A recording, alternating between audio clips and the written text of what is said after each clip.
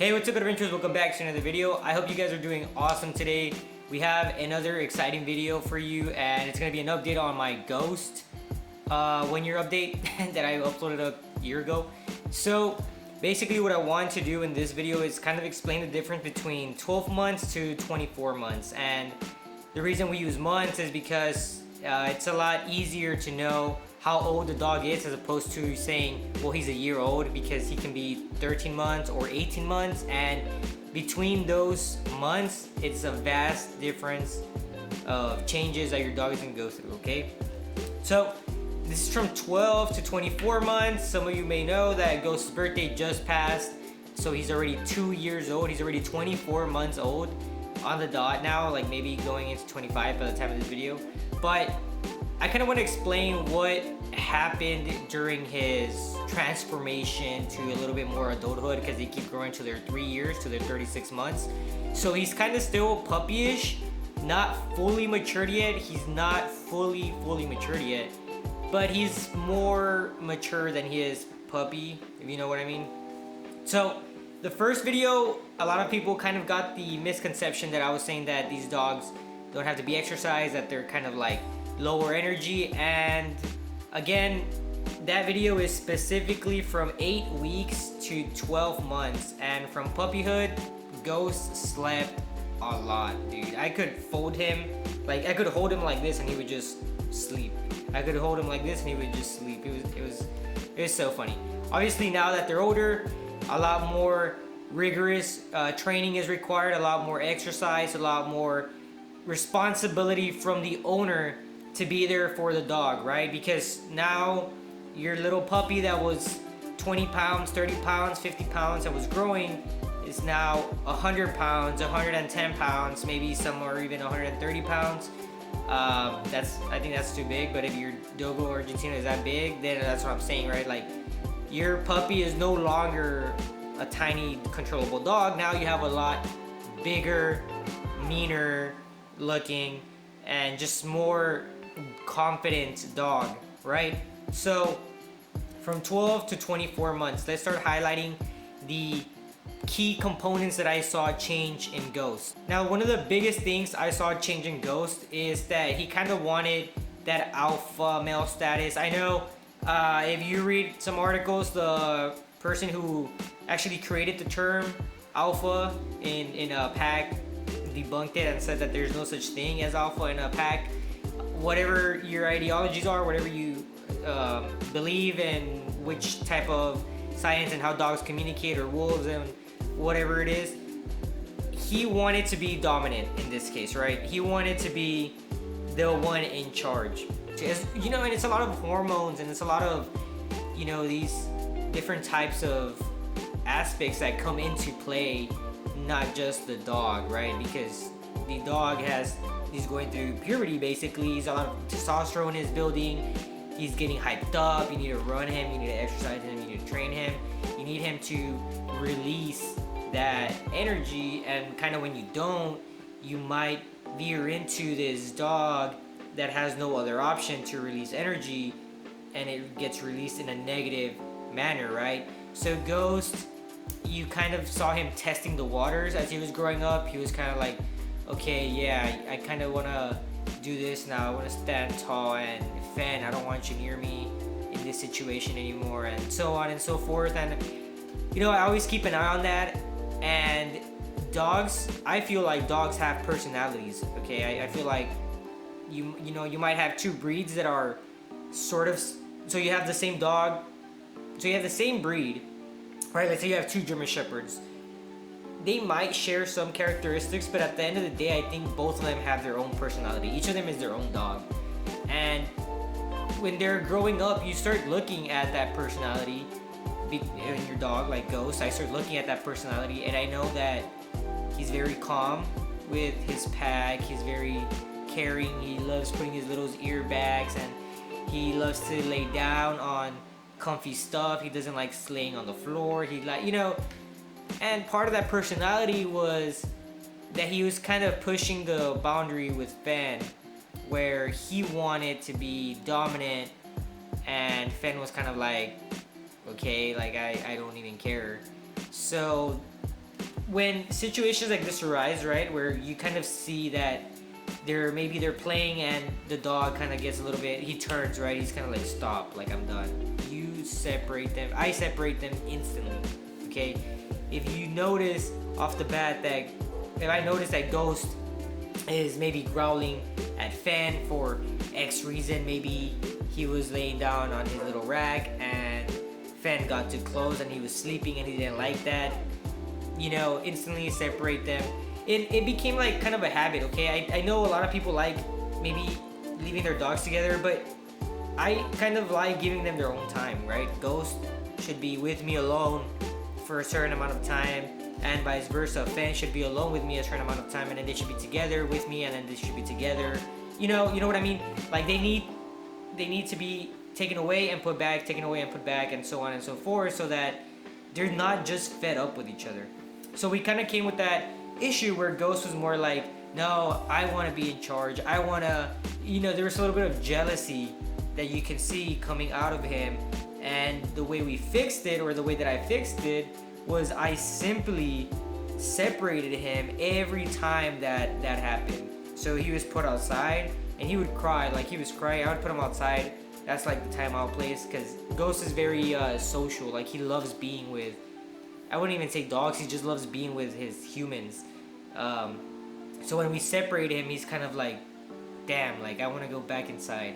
And then we kind of wait a little bit, open the door, and what do you know, like Ghost that was trying to be all tough and raising his tail and growling at Fan is now like ears back, coming in and looking up and playing with Fan and being, you know, you gotta separate them from whatever that tension is causing, whatever the situation that is making the dog act like this has to be taken away. And there's always gonna be a symptom. You know, I feel like if Ghost was alone, if he was an only dog, he would be perfect.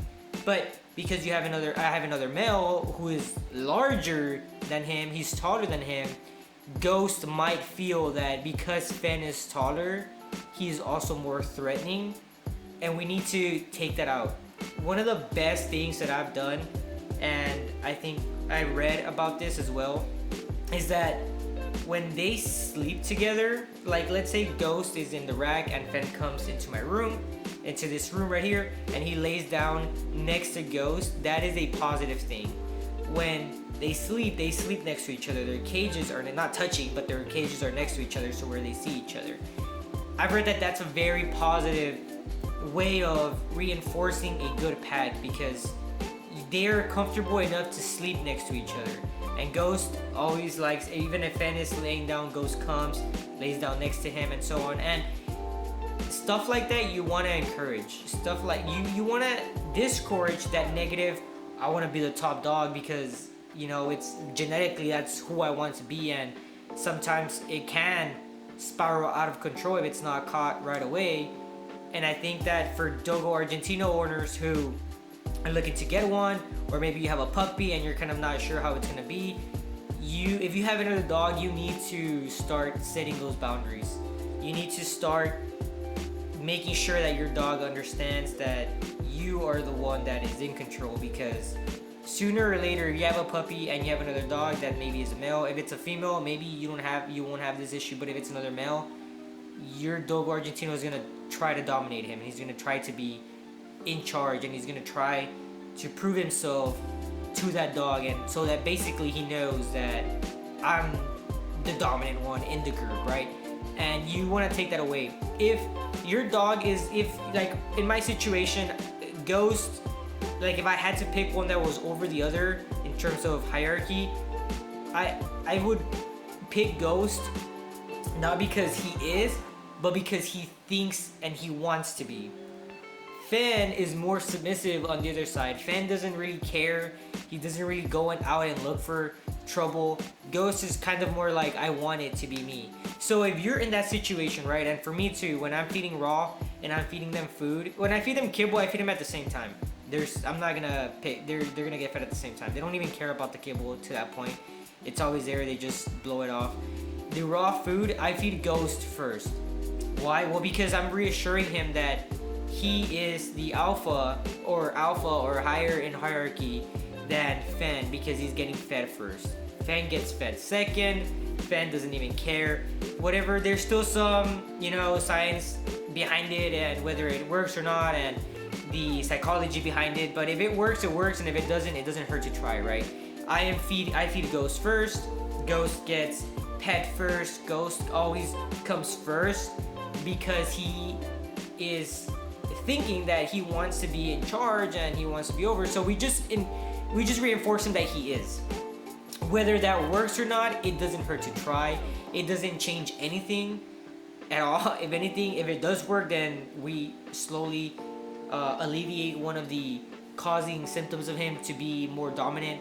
But that's what I do, and I also separate them. I also give them their time alone. I make sure that if there's something interfering with them, that they don't mingle with each other.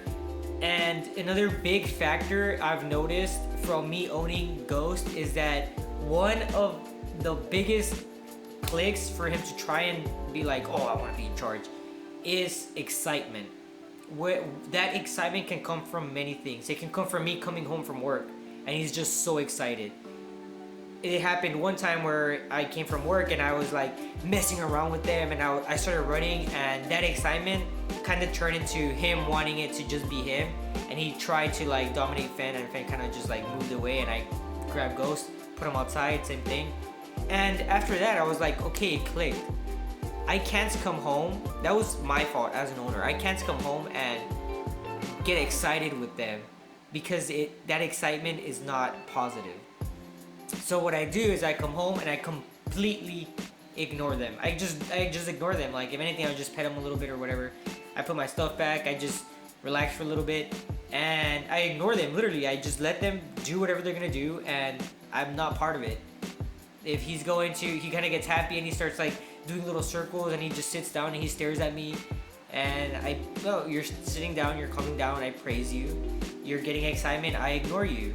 You're getting excited, I don't pay attention to you. You sit down, you look at me, I pet you. That's one of the things that I've been doing recently, and it's actually kind of worked out in my favor, which is awesome. So definitely, if you have a Dogo Argentino, if you're looking to getting a Dogo Argentino and you have another male dog, know that your Dogo Argentino is genetically going to try to be more dominant than him. What do I mean by genetically? It means that he is genetically bred to be that way, okay? I mean, they factor those things out. I'm sure breeders, if you get it from a reputable breeder, they try to take that thing away from them, that negative aspect, but it's still in there, okay? It's still part of their DNA, and they're very, very proudful dogs. They're try to be very they're full of pride, basically. They're prideful. So you're looking into getting a dog, you have 3 male dogs and you're looking to get a Dogo Argentino, you might want to reconsider. You have 1 male dog, you're thinking about getting a Dogo Argentino, that might be fine as long as your male dog is submissive and isn't, if you take him to a dog park, he's not the one that's trying to dominate everybody and you're behind it and you fix those issues. You're going to need to be a very responsible owner, and you're going to need to be on top of your dogs. Okay, so this one was probably the longest one that I was going to go over, and I hope it was, because it was the most important one that I often get asked. Like, these dogs are aggressive, these dogs are dominant, these dogs are this. Like, look, the Dogo Argentino is just by nature a dominant dog. It is your job as a owner to change that, okay? To redirect that energy and that mentality into something else. What do? We run, we go on walks, we go on hikes, we praise different things, we feed them raw first, we exercise them in different ways where giving them treats and all these other toys is able to release that energy, you get me? So you really want a dog that, so you really want to be on top of those things if you're going to get a Dogo Argentino. And if you have one, you know, you already know that you might, if you have a puppy or you have an older dog, then you already kind of know that they tend to just kind of be like that, and it is your job to fix it, okay? Nothing is unfixable, okay? Just because your dog is very aggressive at a young age doesn't mean you can't rehabilitate that out of him or train that out of him. You need to redirect that energy to somewhere else, okay? So let's move on to topic number 2, because that was a long one. Topic number 2 is that one of the biggest things that I noticed with Ghost and owning a Dogo Argentino is how sensitive their skin is. I mentioned this in the first video too, but now it really dawned on me now that I've owned him for so long that the skin issues are so common. And you know, it's because one, they have a white coat and they have a very thin coat. They're super like their coat is very thin. You're gonna run into a lot of issues. I ran into, my dog's ears aren't cropped, and I can't tell you how many times I see it like start getting pinkish and infected. And I have a bunch of like medicine to cure it. It goes away in like 2-3 days, but it happens so often, and it only happens with him. It doesn't happen with my other dog, and it doesn't happen with my friend's dog. It just happens with Ghost. Sorry, I was thinking of my friend's dog. It only happens with Ghost, and his other issues are with his paws. In some of the videos, if you look, he has like black marks on his paws. I took him to the vet, and they said that it wasn't anything bad. It was just some skin pigmentation from the coat. I mean, from the fur or something like that. Basically, it was nothing bad. It was just something with the skin. And I'm like, what? Like, they gave me some lotion, and I've been using it, and it doesn't really do anything. It's still there. And I've changed his diet. I've tried to see what allergies he has. I know he's allergic to peanut butter. If I gave him peanut butter a couple times, I gave him peanut butter like 3 times, and it just got pink from here, where he was like licking everything. It was all pink, and he's just like staring at me, and I'm like, Ghost, I'm sorry I gave you peanut butter. Now I know not to give you peanut butter, right? That was one thing too. It is, so, you know, when he plays with Fan as well, they play like rough, and Fan likes throwing himself on the ground, and he does this thing with his paws that he scratches Ghost, where he like pushes him away, and Ghost gets cut so easily. It's insane. Like Fan will like scratch him like this, and Ghost just has a big scratch, and he's just like wagging his tail, and I'm just like, dude, what the freak? Like, what are you doing, bro? Definitely a lot of skin issues. I wouldn't say a lot of skin issues, but they're very susceptible to them. You're gonna need to be on top of the skin and everything. You're gonna need to bathe them and just keep an eye on the stuff, especially their paws. The paw is the biggest thing that I've noticed with Ghost, and my biggest issue with Ghost right now, as far as the skin problems go, is making his paws not look disgusting. Because I've taken him to the vet already twice, and they keep telling me the same thing, that there's nothing wrong with his paws, that everything is fine, that it's just skin, the way the skin is reacting to whatever, you know. And I'm just like, what the hell? There's like, here's a $50 spray that's like this big, that's gonna last me like a freaking 2 months, 1 month maybe, and they're like, just spray it on the paw, to go away, it's fine, and it never goes away. And I'm just like, what is going on, bro? I might look online for some alternative methods to kind of fix this, and that is one of the issues that I would definitely hope you guys consider if you're thinking about owning a dog, a Dogo Argentino. And one of the things that really spiked up for me from the 12 to 24 months. So what else, right? What else from 12 to 24 months kind of changed with Ghost? Well, he became a lot more active, obviously. You know, when they're puppies, they kind of release that energy all the time anyways, because they're running around and they're doing all this crazy stuff.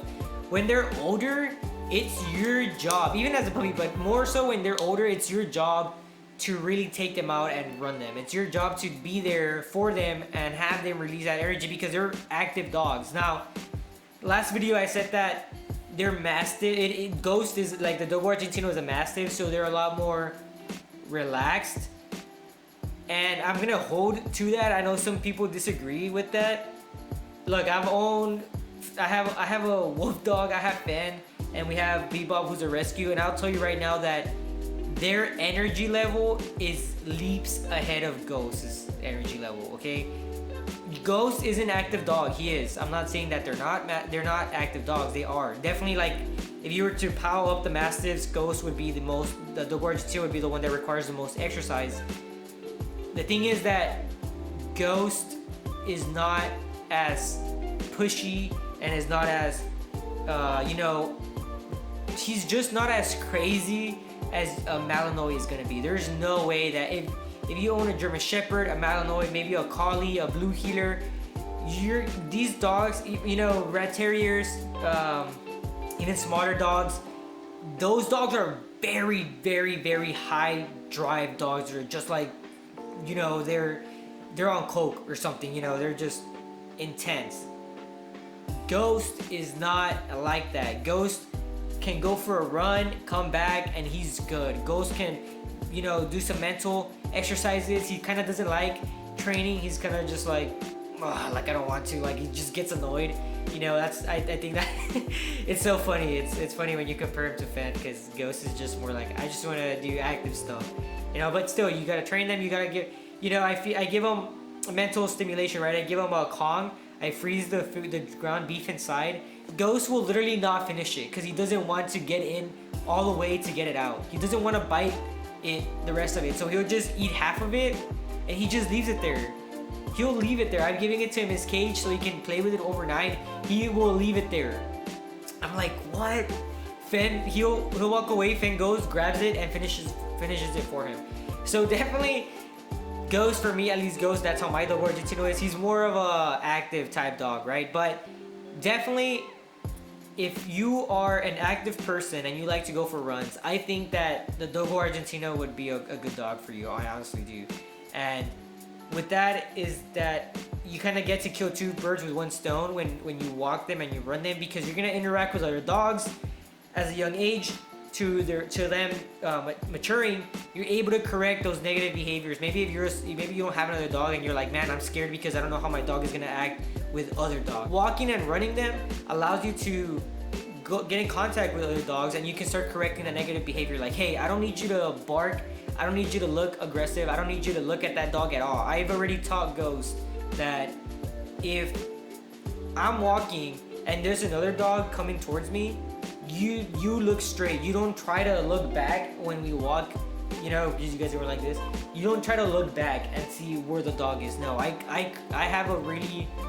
really against my dog looking back and trying to like turn around, because you know how sometimes you run into people where you're walking and their dog is like, and he's like freaking jumping off the leash and he's going crazy, and then you guys pass and you look behind you and the dog is like still looking at you even though you guys pass, and he's just like barking at you. I am very, very against that. Basically I'm telling my dog that I don't need him to be in guard dog mode. I don't need him to protect me. I don't need him to do any of that. I need you to walk, and I need you to have your eyes set forward. That's what I needed. That's what I teach Ghost and Fen. And Ghost already knows. I don't need, you know, when you wear the prong collar, you give them a good correction. They learn really, really quick, okay?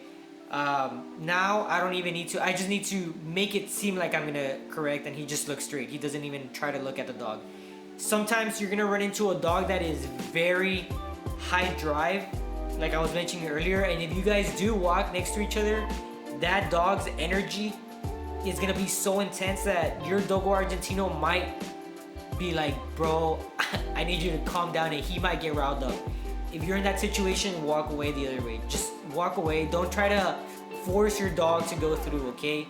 Because you're basically putting him in a bad situation, especially when that dog is on a long leash. And it's happened to me where that dog is in a long leash and that dog is trying to get closer to Ghost to bark at him.